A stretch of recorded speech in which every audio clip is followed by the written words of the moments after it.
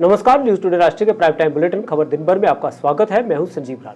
Bulletin की शुरुआत करते हैं आज दिन भर की कुछ बड़ी खबरों से। तो आइए देखते हैं आज की टॉप हेडलाइंस। पीएम मोदी ने कांग्रेस और पाकिस्तान पर किया बड़ा हमला। बोले, आतंकी हमलों के बाद डरपोक कांग्रेस सरकार दुनिया भर में रोती थी, आज दुनिया भर में रो रहा है पाकिस्तान। मजबूत भारत अब चाहता है मजबूत सरकार। अपराधियों की निगरानी के लिए जम्मू कश्मीर पुलिस कर रही आधुनिक तकनीक का इस्तेमाल। कुपवाड़ा पुलिस ने जमानत पर छूटे 2 नशा तस्करों के पैरों में लगाए GPS tracker anklet. GPS tracker anklet अपराधियों की निगरानी रखने की दिशा में है एक महत्वपूर्ण कदम। ओमर अब्दुल्ला ने भाजपा पर महबूबा मुफ्ती का समर्थन करने का लगाया आरोप। बोले, बीजेपी के नेता सुरनकोट में महबूबा मुफ्ती के लिए मांग रहे हैं वोट। श्रीनगर लोकसभा सीट छोड़ने पर बोले, सजाद लोन ने दी थी उत्तरी कश्मीर से चुनाव लड़ने की चुनौती। लोकसभा चुनाव में लोगों की भागीदारी को जनमत संग्रह से जोड़ना अल्ताफ बुखारी ने बताया लोगों को धोखा देने का एक प्रयास। अल्ताफ बुखारी ने कहा, एक बार फिर जम्मू कश्मीर के लोगों को मौत और विनाश की ओर ले जा रहे हैं ऐसे राजनेता। मीरवाइज उमर फारूक के बयान का भी किया स्वागत। ये थी आज की कुछ बड़ी खबरें और आइए बुलेटिन में आप आगे बढ़ते हैं और देखते हैं खबरों को विस्तार के साथ। प्रधानमंत्री नरेंद्र मोदी ने आज कांग्रेस और पाकिस्तान पर निशाने पर लिया और कांग्रेस सरकार पर आतंकी हमले के बाद दुनिया भर में जाकर रोने का आरोप लगाया।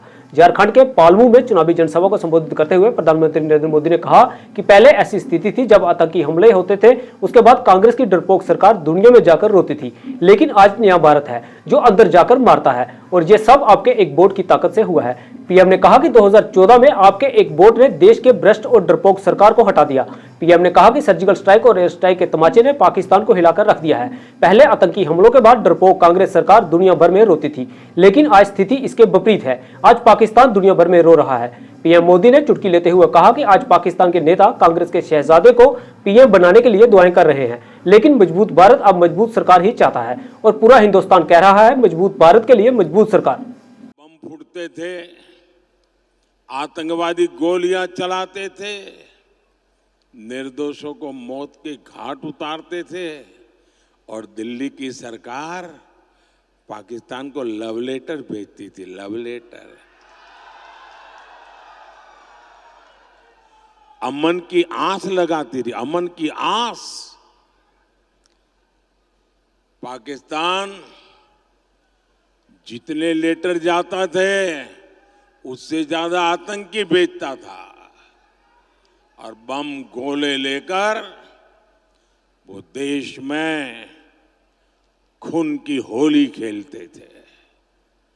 और जब आपने एक वोट दिया ना, उस वोट ने मुझ में इतना दम भर दिया, इतना दम भर दिया, मैंने आते ही कह दिया इनफ इज इनफ, बहुत हो चुका है,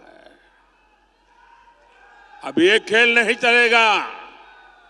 मां भारती का अपमान नहीं सहूंगा, निर्दोषों को नहीं मारने दूंगा। आज नया भारत डोजियर नहीं भी देता, ये नया भारत है घर में घुसकर मारता है। सर्जिकल स्ट्राइक, एयर स्ट्राइक के तमाचे ने पाकिस्तान को हिलाकर रख दिया था। ये आपके वोट ने किया है।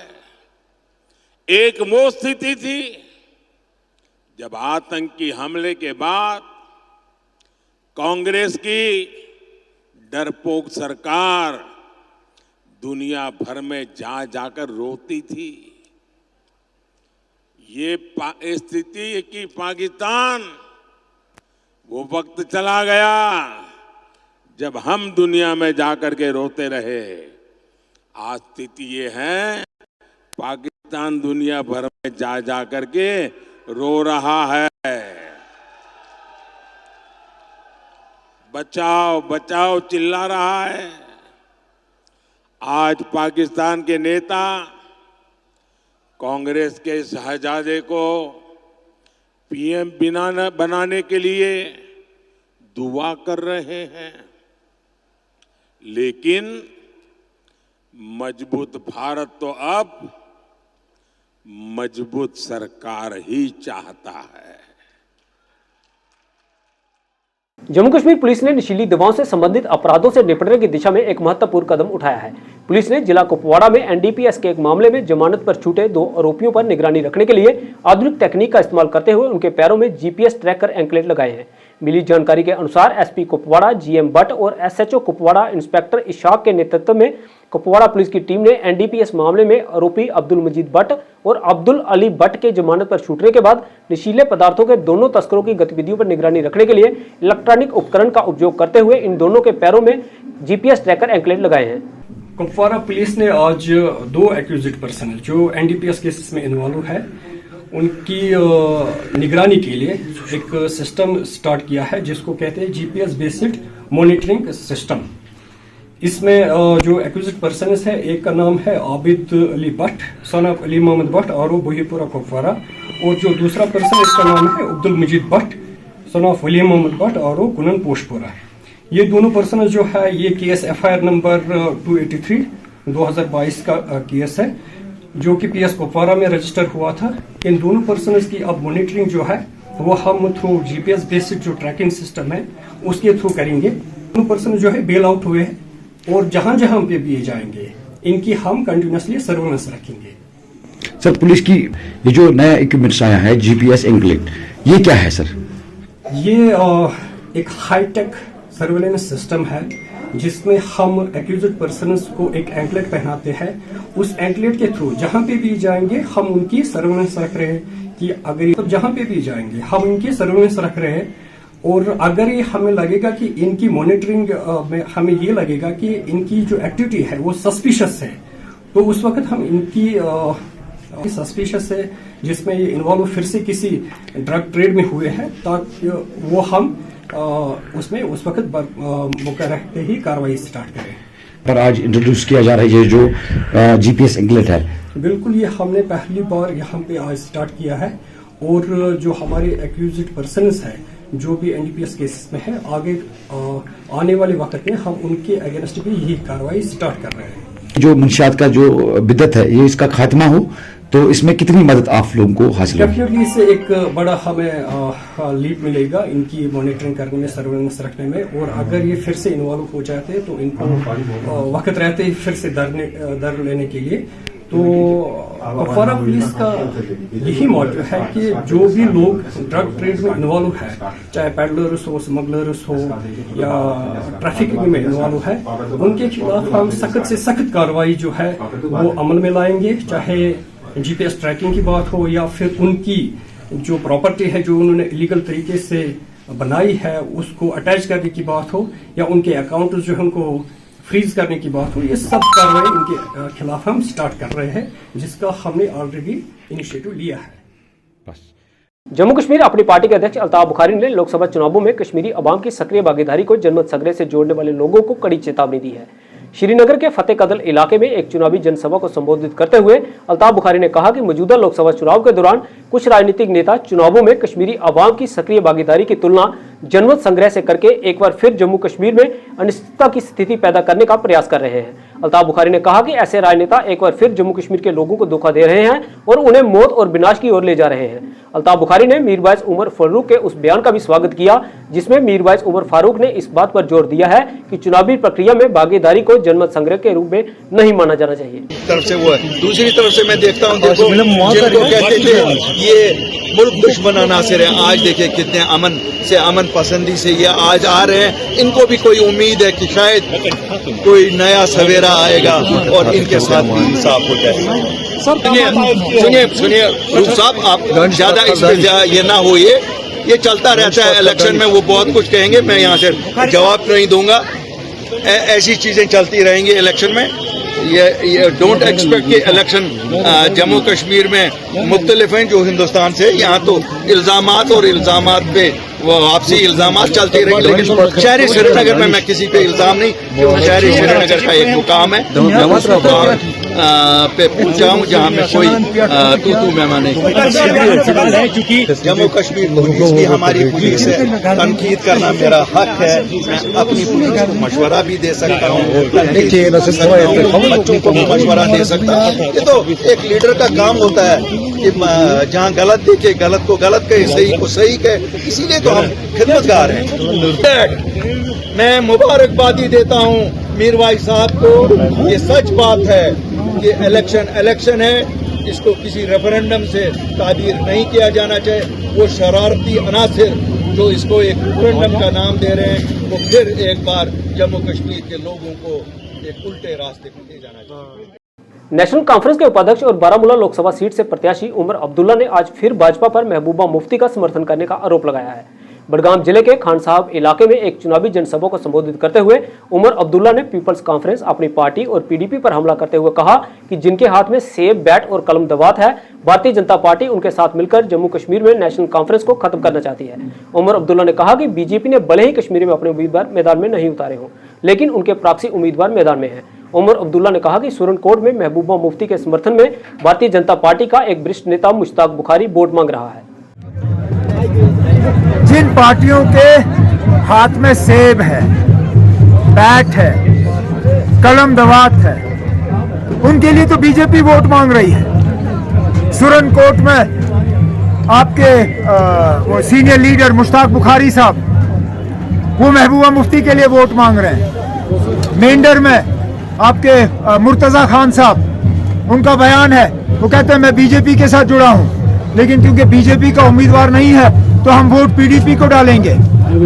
अल्ताफ बुखारी साहब, वो कहते हैं मुझे मौका मिलेगा तो मैं एनडीए में शामिल हो जाऊंगा। एनडीए का रिश्ता किसके साथ है? बीजेपी के साथ। सजाद लोन साहब खुल्लम खुल्ला कुपवारा में अब तकरीर में कहते हैं मैं बीजेपी हूं, इसमें क्या खराबी है? तो अच्छी बात है ना। हम तो पहले दिन से कहते आए हैं कि ये लोग बीजेपी का वोटिंग के मशीन पे निशान नहीं होगा, लेकिन बीजेपी बराबर इन कश्मीर की 3 सीटों के इलेक्शन पे बराबर के शरीक हैं। उन्होंने अपने उम्मीदवार जो हैं दूसरे लिबास में लगा के मैदान में उतारे हैं। जम्मू कश्मीर नेशनल कॉन्फ्रेंस के उपाध्यक्ष उमर अब्दुल्ला पर हार के डर से श्रीनगर लोकसभा सीट छोड़कर बारामूला लोकसभा सीट से चुनाव लड़ने के आरोपों पर आज उमर अब्दुल्ला ने अपनी चुप्पी तोड़ी। बडगाम जिले में चुनाव प्रचार के दौरान पत्रकारों से बात करते हुए उमर अब्दुल्ला ने कहा कि मेरा दम आजमाने वाले मैदान में बहुत निकलते हैं। उन्होंने कहा कि मैं उत्तरी कश्मीर से चुनाव इसलिए लड़ रहा हूं क्योंकि सजाद लोन ने मुझे जहां से चुनाव लड़ने की चुनौती दी थी। पीडीपी उम्मीदवार वाहिद परा के सवाल पर उन्होंने कहा कि अगर सजाद लोन से पहले वाहिद परा भी मुझे चुनौती दी होती तो मैं सेंट्रल कश्मीर से चुनाव लड़ता। उमर अब्दुल्ला ने दावा किया कि नेशनल कॉन्फ्रेंस ने जिस उम्मीदवार को श्रीनगर बडगाम से मैदान में उतारा है, उससे बेहतर उम्मीदवार कोई और नहीं मिलेगा। मेरे दम को लड़काने वाले मैदान में बहुत निकलते हैं। काश वहीद परा ने ये बात महीने 2 महीने पहले की होती, शायद मैं यहाँ से लड़ता। लेकिन वहीद परा से पहले ये चैलेंज मुझे सजाद लोन ने भी किया था। सजाद लोन ने कहा था कि अगर उमर अब्दुल्ला में दम है, वो क्यों ना बारामूला कुपवारा से मैदान में उतरे। मैं उतरा और कल आपने उसका नतीजा देखा। बात यह है कि वहां से अब धमकी के फोन आना शुरू हो गए, खासकर पीपल्स कॉन्फ्रेंस की तरफ से, क्योंकि उन्होंने देखा कि जमीन उनके पैरों तले जो है खिसक रही है। हमने श्रीनगर से सबसे बेहतरीन उम्मीदवार जो है लोगों के सामने पेश किया है। आगा रूहुल्लाह साहब एक ऐसे उम्मीदवार हैं और एक ऐसे शख्स हैं जिन्होंने इस बात की फिक्र नहीं की। लोकसभा चुनावों से पहले भारतीय जनता पार्टी के वरिष्ठ नेता और पंचायत फोरम के अध्यक्ष राथर महराज ने आज बांडीपुरा जिले के सुंबल सोरामारी में पार्टी कार्यकर्ताओं के साथ एक बैठक का आयोजन किया। अपने निवास नेस्बल में आयोजित की गई इस बैठक में कार्यकर्ताओं को संबोधित करते हुए भाजपा नेता राथर महराज ने नेशनल कॉन्फ्रेंस सहित कश्मीर आधारित राजनीतिक दलों पर उनके क्षेत्र की अनदेखी करने का आरोप लगाया। इस अवसर पर बड़ी संख्या में लोग भारतीय जनता पार्टी की नीतियों से प्रभावित होकर बीजेपी में शामिल हुए, जिनका राथर महराज ने गर्मजोशी से स्वागत किया। मैं एक पार्टी का सिपाही हूं, लेकिन मैं एक बात क्लियर करना चाहता हूं कि यहाँ पे कि सबको ये मैं क्लियर मैसेज देना चाहता हूं कि हम दूसरे लीडरों से कम नहीं है। हमारा वोट बैंक, मेरा वोट बैंक, खासकर राथर महराज का वोट बैंक कहीं ज्यादा उन लीडरों से जो यहाँ पे दावा कर रहे हैं कि हमारा वोट बैंक है। तो हम भारतीय जनता पार्टी के कार्यकर्ता है और भारतीय जनता पार्टी के साथ जुड़े, जो विश्व की सबसे बड़ी पार्टी है। और जो पार्टी में बड़े बड़े लोग बैठे वो डिसीजन करेंगे। इसका ये एक बड़ा इलेक्शन है, पार्लियामेंट इलेक्शन, ये 10-20 कॉन्स्टिट्यूंसी पे होता है, डिस्ट्रिक्टों में होता है। ये इसको ऊंचे लोग देख रहे हैं ऊंची नजर से। हम यही ग्राउंड पे काम करें, हमारे साथ कार्यकर्ता जुड़े हैं। हम सोनावारी की बात करेंगे, खासकर सोनावारी में राथर महराज और लीडरों से कहीं गुना ज्यादा वोट बैंक यहाँ पे मेरा मौजूद है। देखिए, मैं उस उमर अब्दुल्ला साहब से एक बात कहना चाहता हूँ, वो अपना घर छोड़कर दूसरी जगह आ गया, उसको हम टूरिस्ट ही कहते हैं। और वो जम्मू कश्मीर अपनी पार्टी के वरिष्ठ नेता इम्तियाज परे ने आज आगामी लोकसभा चुनावों को लेकर सोनावारी निर्वाचन क्षेत्र में पार्टी कार्यकर्ताओं के साथ बैठक की। हाजिर में अपने निवास पर आयोजित की बैठक में इम्तियाज परे ने पार्टी कार्यकर्ताओं और स्थानीय लोगों को संबोधित करते हुए सजाद गनी लोन के समर्थन करने और उन्हें वोट देने का आह्वान किया। इम्तियाज परे ने मतदाताओं से एकजुट होकर वोटों के विभाजन को रोकने और नेशनल कॉन्फ्रेंस के निर्णायक हार को सुनिश्चित करने के लिए अपने पोलिंग बूथों को सतर्कता से रक्षा करने को कहा, ताकि सोनाबारी में महत्वपूर्ण बढ़त के साथ सजाद गनी लोन की जीत का लक्ष्य हासिल किया जा सके। हर एक साथी को ये गुजारिश भी है और फैसला हमने लिया है। तो मैं फयाज साहब मेरा दोस्त हैं, उमर अब्दुल्ला साहब को हम कदर करते हैं, साहब के चीफ मिनिस्टर रह चुके हैं, तो लिहाजा उसमें कोई ज़्यादा कमिट नहीं बताना चाहिए। नारद कश्मीर में मुझे लगता है कि 6-7 बार पार्लियामेंट के अंदर नेशनल कॉन्फ्रेंस के ही नुमाइंदे चुन के गए हैं। बखूबी आपको वाकई भी है कि जैसे कि इरशाद साहब ने जिक्र भी अपने लेक्चर में किया या मीर साहब ने, कि जब सैफुद्दीन सोज मेंबर पार्लियामेंट थे तो उनको क्यों पार्टी से बर्खास्त किया गया? बिकॉज ऑफ इसलिए कि नेशनल कॉन्फ्रेंस उस समय बीजेपी को इक़्तिदार में लाना चाहती थी। अब नेशनल पार्लियामेंट के अंदर वो थे या आज जो जा रहा है, तो बीजेपी के साथ कौन मिले हुए थे? तो उनकी एक साजिश है। वो समझते हैं कि वो पहले भी धोखे में लोगों को रखते थे, आज भी लोगों को धोखे में रखना चाहते हैं। मैं समझता हूँ लोग खबरदार हैं। नारद कश्मीर के अंदर इलेक्शन मुहिम जो है ज़ोर शोर से हैं और एक काबिल लड़का है, काबिल लीडर हैं, मिनिस्टर भी रह चुके हैं, पार्टी के बड़ी पार्टी के लीडर हैं और हमारी कोशिश रहेगी नेशनल कॉन्फ्रेंस इस बार रोकना और एक अच्छे कदावर लीडर को पार्लियामेंट में भेजना जो हमारे मामले और मसलों के और रोजगार की बात करे। स्वच्छता और स्वच्छ वातावरण सुनिश्चित करने के लिए डीसी बारामूला मिंगा शेरपा ने आज बारामूला जिले के 10 ब्लॉकों के लिए कचरा इकट्ठा करने वाली गाड़ियों को हरी झंडी दिखाकर रवाना किया। स्वच्छ और कचरा मुक्त वातावरण सुनिश्चित करने के उद्देश्य से कचरा इकट्ठा करने वाली गाड़ियों को हरी झंडी दिखाने के दौरान एडीसी बारामूला सैयद कमर सजाद, मुख्य योजना अधिकारी बारामूला जावेद अहमद और अन्य अधिकारी भी डीसी बारामूला के साथ मौजूद थे। इस अवसर पर डीसी बारामूला ने ग्रीन एंड क्लीन इलेक्शन पहल के तहत कंसीपोरा पंचायत में पौधे भी लगाए।